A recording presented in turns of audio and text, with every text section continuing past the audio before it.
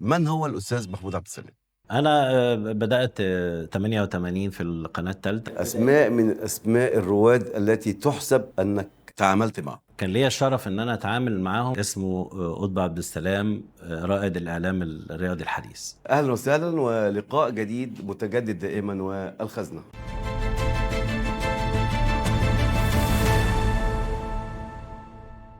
النهارده معايا في الخزنة أحد القامات الإعلامية اللي أنا شخصيا بعتز بيها جدا.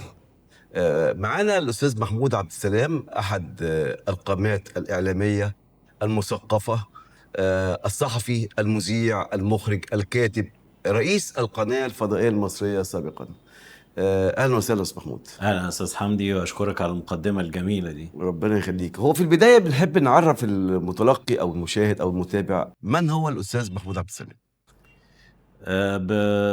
في مجال الإعلام، أنا بدأت المسيرة الإعلامية، إذا كان يجوز هذا طبعا الأستاذ محمود التعبير إعلامي يعني. وصحفي وكاتب، فهو محتار يبدأ منين. هنبدأ من الإعلام. نبدأ من الإعلام. أنا بدأت 88 في القناة الثالثة، وكانت القناة الثالثة يعني لما أنشئت 86. 86 لهوية محددة، يعني إن هي قناة شبابية وتجربة جديدة بيلتحم فيها التلفزيون مع الشارع، وتقدم مجموعة من الخدمات وهكذا. فكان الاعتماد الكلي كان على الشباب. فكان ليا نصيب ان انا التحق بالقناة الثالثة في بدايتها. وكان عندنا مجموعة من الرواد ماسكين القناة الثالثة. كان أستاذ محمد رجائي هو رئيس القناة، وكان أستاذ مدحت زكي الإذاعي الشهير كان مدير عام، وكانت الأستاذة عائشة بحراوي مدير عام للبرامج الثقافية. والتحقت بالعمل بالبرامج الثقافية، وكانت البداية. أسماء من أسماء الرواد التي تحسب أنك تعاملت معه. طبعا كان ليا الشرف ان انا اتعامل معاهم، لان هم فعلا كانوا بس مش ريادة اعلامية فقط، ولكن هم كانوا اباء وامهات لينا. يعني كانوا فعلا كان في حالة تبني لينا. احنا كنا طاقة شبابية، عندنا الاندفاع، عندنا الاحساس بان احنا عايزين نصنع شيء جديد. وهم كانوا قدروا ان هم يوظفوا الكلام ده بشكل جيد. وقدرت القناة الثالثة ان هي بسرعة، برغم ان هي كانت قناة محلية. تتحط على الخريطة الإعلامية. الله ينور عليك، بالظبط كده. فاتحطت على الخريطة الإعلامية، وبدأ أسماء فيها وتظهر بوضوح في مجال الإخراج والإعداد والتقديم. وفي منهم ناس كتير قوي راحوا القناة الأولى وراحوا القناة التانية، ودي كانت القنوات وهي الرئيسية فعلا ساعتها. القناة الثالثة كانت مفرخة للإعلاميين في كل المجالات. بالظبط كده. مم. وحتى حضرتك استاذ حمدي عارف ان بعد ما مرت السنين، يعني اغلب اللي عملوا في أبناء القناه القناة الثالثه الثالثة هم اللي أصبحوا كانوا رواد رواد، وهم كانوا وقيادات الإعلام. هم قيادات الاعلام. منهم اللي مسك رئيس الاتحاد، ومنهم مسك رئيس قطاعات، واللي مسك رئيس قنوات، وهكذا يعني. فالقناه الثالثه كانت مفرخه للشباب المبدعين اللي تولاهم في الفتره دي مجموعه من الرواد الكبار يعني. فكانت دي البدايه. تحديدا انا اول ما اشتغلت عملت كنا كلنا عشان نبدأ في القناة الثالثة لازم نعمل برنامج بسيط كده، كان اسمه غدا تقول الصحافة. ده كان إعداد ولا إخراج؟ ده كان اعداد واخراج. مم. انا بحكم ان انا كنت متطلع، وكان نفسي دايما اقدم حاجة جديدة، حتى لو هي حاجة ما تستحقش كل هذه المعاناة. لكن انا بتصور دايما ان من رحم المعاناة بيتخلق كل شيء جديد وجميل يعني. فكان الفكرة كلها بتاعت الغدا تقول الصحافة ان احنا بنروح جورنان في العدد هيقول إيه الاسبوعي بكرة؟ بتاعه، ونعمل مجموعة لقاءات حوالين بعد الموضوع الأخبار. كده، بالظبط كده. واذكر كان اياميها ان العدد الاسبوعي بتاع الجمهورية كان يوم الاربع الخميس، واحنا كنا بنروح الاربع بالليل نلحق البروفا بتاعة الجورنان، ونعمل اللقاءات بتاعتنا ونيجي. فانا بعد مرة واتنين وتلاتة كان اليوم بتاعي هو يوم الاربع يعني، حسيت ان انا ما بعملش حاجة جديدة يعني. فقررت ان انا اعمل شيء جديد في الاعداد والاخراج. اتفقت مع الصحفيين في الجمهورية، وكان اياميها اللي بيتولى العدد الاسبوعي جمال كمال، ده كان اياميها هو اللي ماسك العدد الاسبوعي يعني. استاذ جمال انا عايز اعمل حاجه جديده. قال لي وانا برحب بالافكار الجديده. قلت له انا هعمل الحلقه كلها ال10 دقائق وان شوت. قال لي ازاي؟ قلت له ببساطه شديده جدا، انا هعمل سيكونس للكاميرا، وحضرتك هقول لحضرتك انا عايز صحفي هنا بتاع الرياضه، هنا بتاع الاقتصاد، هنا بتاع السياسه، كاريكاتير هكذا يعني. وحضرتك تبقى في الاخر خالص بتختم بكلمه، بحيث ان انا ببدا من هنا وبنتهي هنا بوان شوت، ما بقطعش بالكاميرا خالص. وكان التحدي، وكان معايا اياميها كان زميل مصور كان بارع يعني، واتفقت معاه وعملنا حلقه كلها وان شوت، 10 دقايق ما فيهاش قطع واحد. يا دوبك رجعت التلفزيون حطيت حطيت البدايه والنهايه، تتر شكرا. النهاية. اتعرضت الحلقة، لقيت تاني يوم مكتب رئيس القناة بيكلمني: أستاذ محمود، السيد رئيس القناة عايزك ضروري. أنا قلت بقى إيه الموضوع ما عجبهوش، وتروح ما تروحش، طب تكلم مديرك العام الأول قبل ما تروح. المهم رحت واخد بعضي إيه ورايح. وأنا أول ما دخلت القناة التالتة، كان أيامها في الدور الثامن لو تفتكر، ولا زالت. ولا زالت. لقيت الناس بتستقبلني بحفاوة بالغة. عملت حاجه مختلفه. عملت حاجة مختلفة. ولقيت رئيس القناة حاطط على في اللوحة الشرف: شهر مكافأة للمخرج محمود عبد السلام على حلقة كذا برنامج كذا. من هنا بقى عندي إيمان راسخ بأن كل ما هتتعب وكل ما هتجتهد وكل ما تحاول تعمل هتبقى شيء اكثر جديد تميزا. في الإعلام بالذات، هتبقى فيه نوع من أنواع التميز. التميز. دي كانت البداية يعني. الاستاذ محمود اخو او الاخ للمذيع الشهير قطب عبد السلام، وهو برضك احد رواد القناه الثالثه وصاحب اشهر برنامج في الاعلام الرياضي. مش عايز اقول ان هو يعني احد بدايات الاعلام الرياضي، وهو الكاميرا في الملعب. نتكلم على بدايات واحنا في مرحله القناه الثالثه وبدايتها، على الاستاذ قطب عبد السلام وعلاقتك بهذا البرنامج، ومن هو قطب عبد السلام؟ انت يعني بتكلمني عن شخص هو بالنسبة لي تقريبا هو كان اخ واب وصديق، وما بيمثل في حياتي قيمة كبيرة جدا جدا جدا. مهما حاولت ان انا اوفي له حقه كاخ وكصديق وكأب، مش هقدر اديها له يعني. انا حاليا بصدد عمل كتاب عنه اسمه قطب عبد السلام رائد الاعلام الرياضي الحديث. قطب عبد السلام كان شاب بسيط، ولكنه كان طموح جدا، وكان عنده افكار كتير بيحاول ان هو يحققها. واغلب الناس ما تعرفش ان هو اصلا مهندس. عضو نقابة المهندسين، هو مهندس خريج فنون تطبيقية قسم طباعة ونسيج. القسم ده بهت على شخصيته في انه بيعرف ينتقي كويس جدا الالوان ويعرف يركبها على البعض.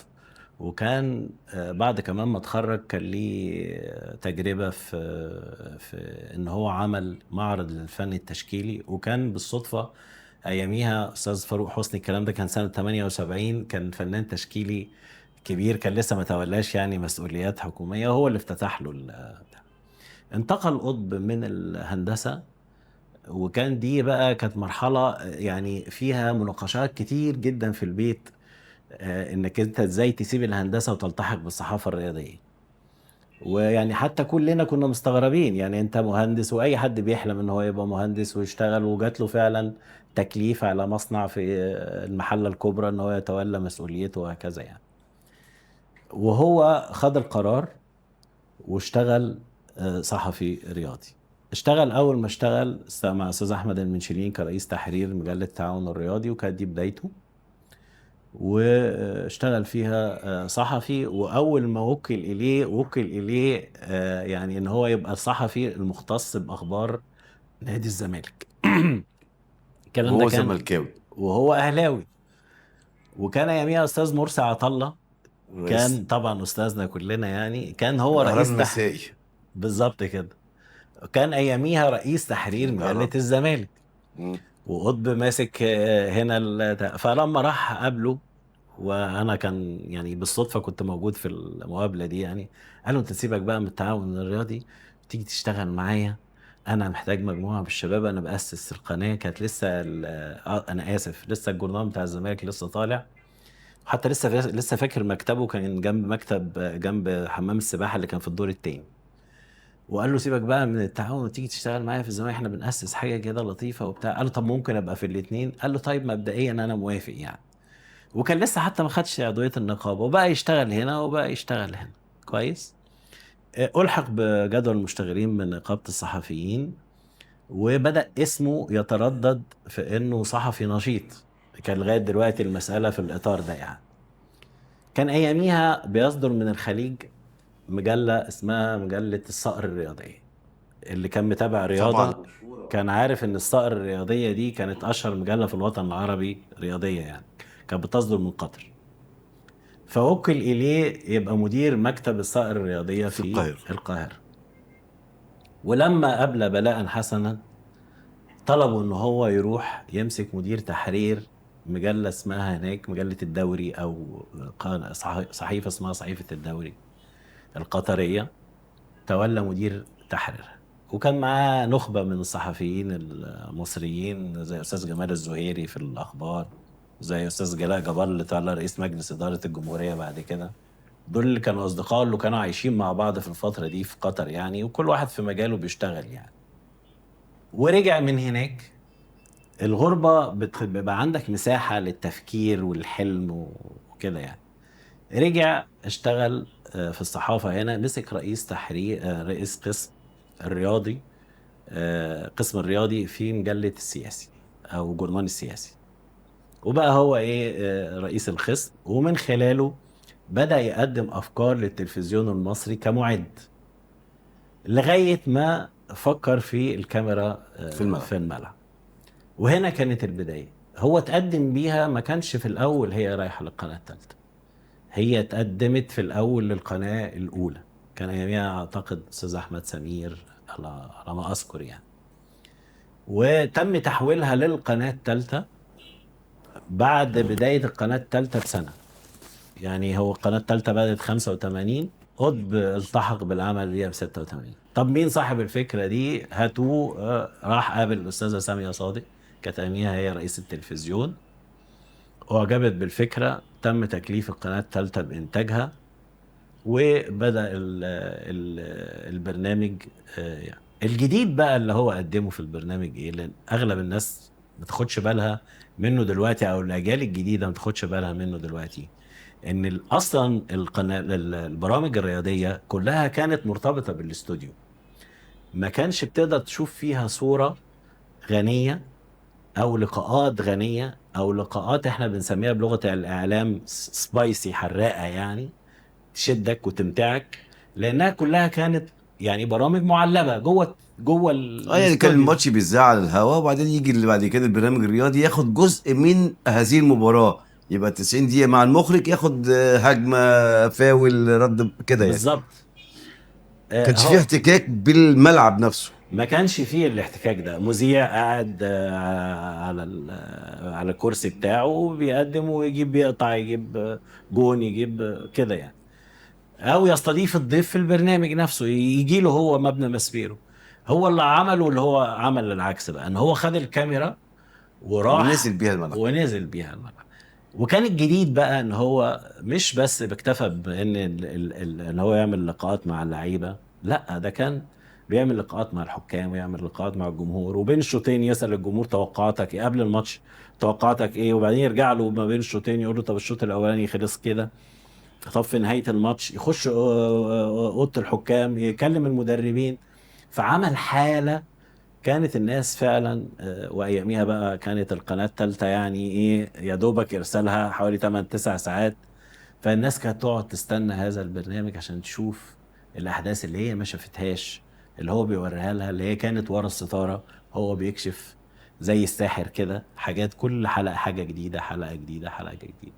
ده حكاية الأستاذ قطب عبد السلام، الأخ الأكبر للأستاذ محمود عبد السلام في مسبيرو.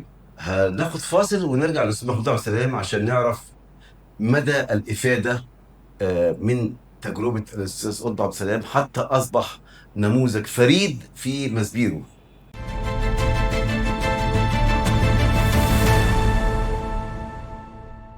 رجعنا تاني في الخزنة مع الأستاذ محمود عبد السلام، أحد المتميزين في مسبيرو الإعلام العربي. بنقول إن هو استفاد يعني من الأخ الأكبر الأستاذ قطب عبد السلام، أحد رواد نقول الإعلام الرياضي في الوطن العربي، مش في مصر على فكرة. الأستاذ محمود يعني إحنا بدأنا معاه كمخرج ومعد في القناة الثالثة، أصبح كاتب وصحفي ورئيس للقناة الفضائية المصرية. عايزين نتعرف على تجربة الأستاذ محمود مع الكتابة أولا.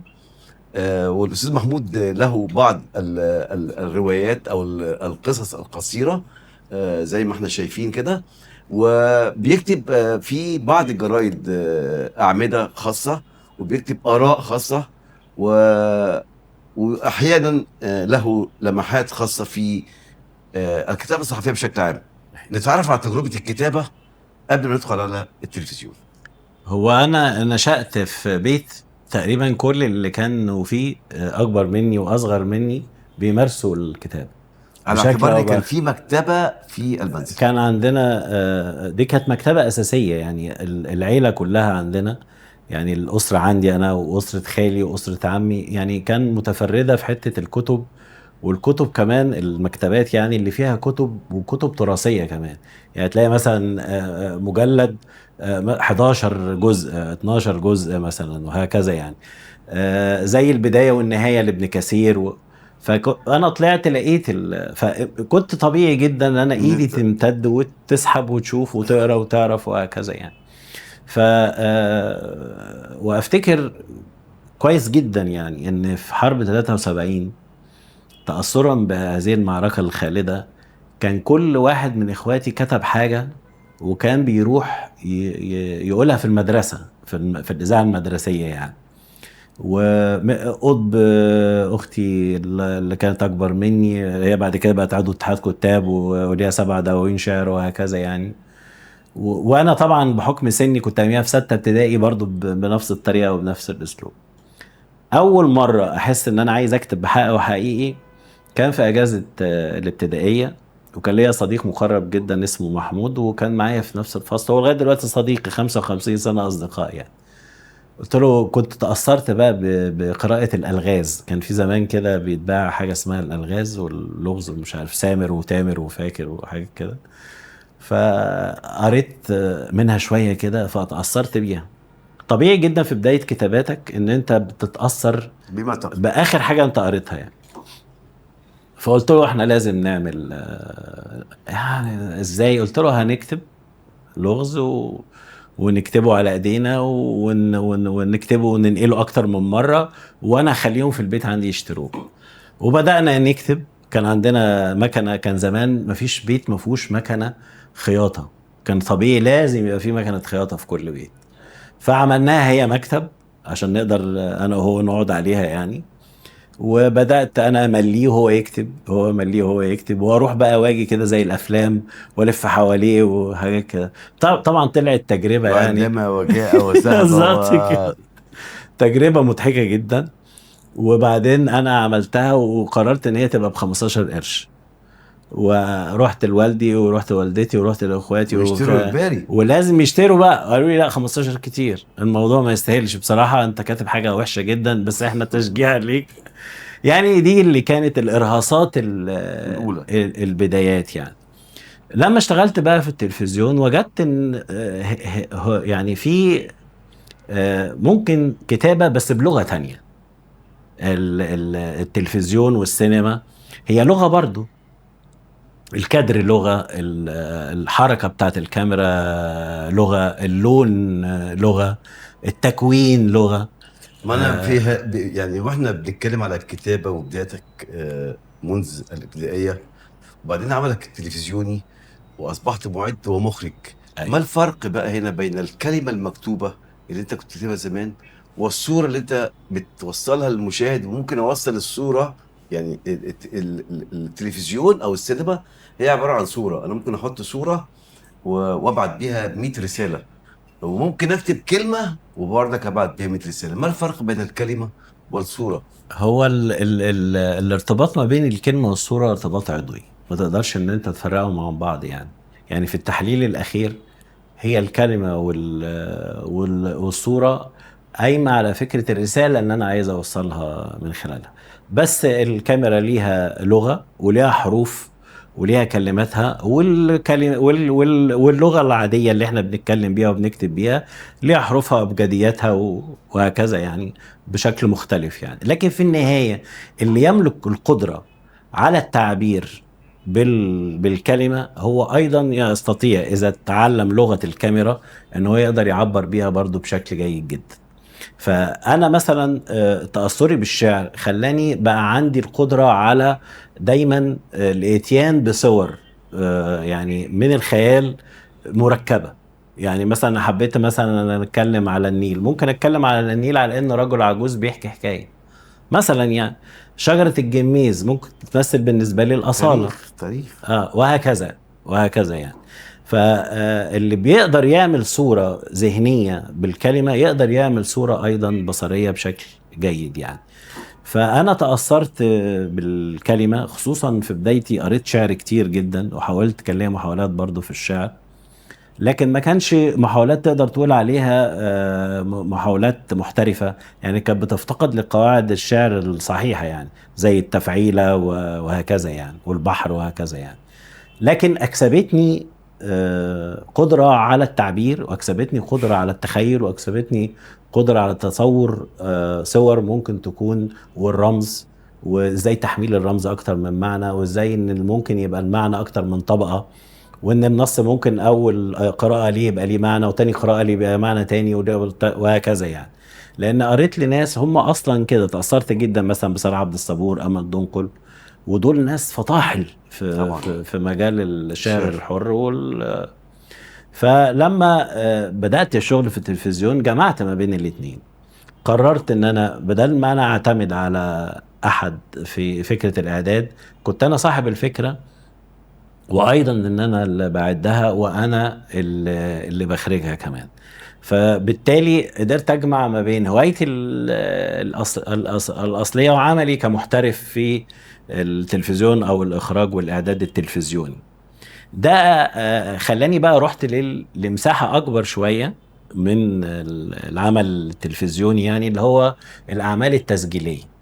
لان الاعمال التسجيليه بيبقى الكلمه فيها برضو منافس راس براس مع الصورة. يعني انت لما تشوف كده عمل تسجيلي مثلا للاساتذه الكبار بتوعنا زي الغزولي وزي الناس اللي انت طبعا اللي انت يعني عملت معاهم لقاءات مؤخرا يعني، دول تلاقي ان الكلمة ليها معنى وفي مكانها وهكذا، توظيفها بشكل جيد جدا يعني. فبدأت بقى اجمع ما بين الاتنين بشكل كمان امتع بقى بالنسبة لي، في ان انا اقعد اعمل برنامج وثائقي او تسجيلي اكتبه كله، وبعدين اعمل له بقى المكساج اللي انت عارفه، وبعدين هو الصورة وهكذا. بمناسبة هذا الحديث الشيق جدا، الأستاذ محمود له تجارب خارج مسبيرو. نعم. عمل بعض الأعمال التلفزيونية التسجيلية خارج مسبيرو، يا ريت تكلمنا عليها. هو احنا كان جيل محظوظ ان احنا على سنة 90 كده بدأت القنوات الفضائية تنتشر. فالقنوات الفضائية تنتشر وكان مكاتب كل القنوات الفضائية العربية كانت في القاهرة. وكان الناس اللي يمكن الوحيدة اللي في المجال اللي عندها يعني قدرة على الإنتاج العمل التلفزيوني بشكل جيد، لأنها عندها سابق خبرة، هم الناس اللي شغالين في مسبيرو. فبالتالي كان بيتم استدعانا بأشكال مختلفة يعني، بيتم استدعانا للعمل في القنوات دي يعني. فعملت بقى مجموعة من البرامج في بعض القنوات اللي هي كانت ساعتها بنعتبرها احنا جديدة. بعد كده بقى بدأت تبقى يعني ليها باع ويعني موجودة وأثبت تواجدها بالظبط كده يعني. فمثلا في حاجات تستحق ان انا اتوقف عندها، وفي حاجات كانت يعني عابر. لازم ان انت كنت تشتغل يعني. من ضمن الحاجات اللي انا عملتها وكنت توقفت عندها كان في بداية قناة المحور، وعملت برنامج كان اسمه مثير للجدل. واياميها كان في مساحة كده تقدر تتكلم فيها عن حاجات ممكن تهم الناس يعني. احنا استغلينا المساحة دي، وكان معايا استاذ عاصم بكري، وكان هو واحد من رواد العمل التلفزيوني يعني، كان مقدم برنامج. وكان استاذ مصطفى بكري هو المشرف على البرامج السياسية ساعتها. وكان احنا التلاتة قررنا ان احنا نعمل حاجة تعمل بوم يعني، وهكذا يعني. فعملنا برنامج يعني كنا بنستضيف فيه بقى يعني ايه، يعني مثلا استاذ دكتور مصطفى الفقي، جالنا استاذ دكتور اسامه الباز وكان يعني عاملين بقى ايه شغل جامد جدا. وكنا سعداء جدا بهذا البرنامج. وخد الدورة بتاعته 2 3 كده وتوقف. و... وكانت تجربة يعني تستحق ان هي يتم رصدها، لأنها كان من اول البرامج اللي فيها قدر من الجرأة يعني، ان هي بتقول حاجة يعني. كان في برنامج في الام بي سي كان اسمه مش اخترنا لك بقى، اخترنا لكم. ده كان يوميها استاذ عمرو الليثي هو مدير مكتب ام بي سي في مصر. وعملت برنامج معاه كان اسمه اخترنا لكم. اخترنا لكم ده كان برنامج منوعات، وكان حتى اياميها معنا استاذ محمد الشاب رئيس تحرير، واستاذ شفيق المنيري. كان ده برنامج منوعات، وكنا بنستضيف فيه نجوم الصف الاول يعني. وكان حظنا حلو ان احنا اشتغلنا مع الرواد كمان يعني.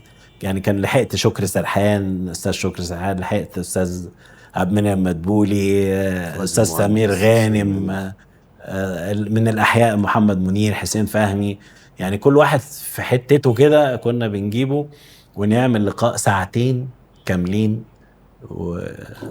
من ضمن الحاجات اللي انا فاكرها كويس قوي ان الاستاذ عمرو الليثي بعت لي وجه جديد، قال لي ده صوته حلو واعملوا تيست، ولو يعني طلع كويس احنا ممكن ان احنا نستفيد بيه وكده. ف...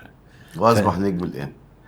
والمفاجأة من بقى، هو بقى؟ المفاجأة بقى، فلقيت في شاب كده شكله مصري كده لطيف، دخل عليا بيقول لي انا من طرف اهلا وسهلا، انت ايه؟ قال لي انا بغني. طيب انت اسمك ايه؟ قال لي اسمه اسامه. طيب يا اسامه سمعني. يلا سمع. والله ده انت جميل، طيب ايه رايك لو اعمل لك كده تكوين حلو يعني؟ بلاش النهارده، انا هعمل لك حاجه كويسه يعني. وخدته وطلعت المقطم، عملت له تكوين كده جميل، لان هو كان بيغني يعني اغنيه تحس ان هي ايه بيتغزل في مصر يعني. وبقت مصر كلها وراه كده، وكان بقى غروب، وقطعت ما بين ده وعملت له شويه شغل كده ووريته استاذ عمرو، قال لي هايل والله ده كويس جدا وبتاع مش عارف ايه. طلع طيب اسامه مين بقى؟ توقع يا استاذ حمدي اسامه مين؟ مم. توقع انت. هو مفيش اسامه كتير اصلا. اه مين اشهر مذيع؟ اسامه منير. اسامه. اسامه منير. مم. وانطلق بقى اسامه منير بعدها التحق بقى ببعض يعني الاعلانات. اسامه منير كان اصله مطرب. اصلا جاي كان عشان يغني في الام بي سي اه، وما بقاش ده. مطرب. مم. ده. وبقى بعد كده ناريتور في بعض الاعلانات. ومن ناريتور في بعض الاعلانات خطفته بقى الاذاعات، لان هو صوته فعلا صوته جميل جدا جدا جدا جدا يعني. دي من ضمن الذكريات يعني. استاذ محمود، احنا هننتقل نقله سريعه كده الى الفضائيه المصريه. يعني هناخد فاصل، ونرجع نبدا مع الاستاذ محمود على مرحله اداره القناه الفضائيه المصريه، اللي هي تعتبر الام في المنطقه العربيه للقنوات الفضائيه العربيه.